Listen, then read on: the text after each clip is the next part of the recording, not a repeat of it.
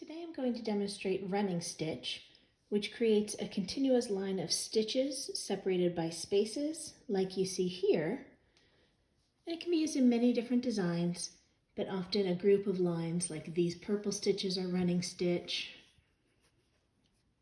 And on the other side of the sampler, these yellow stitches. It's a very simple stitch. To make a running stitch, bring your needle up at the beginning of a line. You can see we've got a completed example here.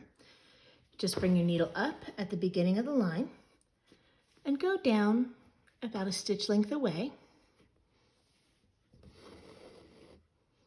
And from behind, you're going to go forward about a stitch length. In this case, I'm trying to make the lines and the spaces fairly even, but you can choose to have smaller spaces or bigger spaces. You just want to typically keep it consistent along the length of your line. So we're going to go forward again a stitch length and come up.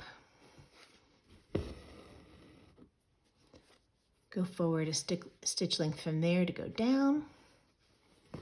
So really you're just going in and out, snaking through the fabric in one continuous line. It's just that you're only seeing the stitches on the top side while the thread is doing the exact same thing on the bottom side. So that is a running stitch, continuous line with simple stitches separated by spaces. And that's it for running stitch. Thanks for watching.